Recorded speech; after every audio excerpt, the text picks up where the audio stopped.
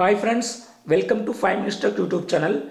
Here is Google Pixel 4 smartphone. In this video, you will learn how to stop screen mirroring from your phone. Okay, suppose if you have enabled screen mirroring option in your phone, then if you would like to turn off or remove screen mirroring from your phone, what you have to do is go to Google Home app in your phone. If you have used Google Home app, just open Google Home app and click on stop mirroring, and then screen mirroring will be stopped.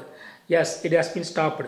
Suppose if you want to stop screen mirroring from your TV itself, yes, you can do it. What you got to do is just take out of a TV remote, and in the TV remote just press back button. Okay, this is back button here.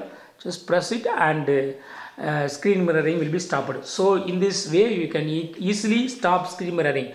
Either from your phone you can stop, or you can stop from your TV. Okay, that's all friends. Thanks for watching. Bye.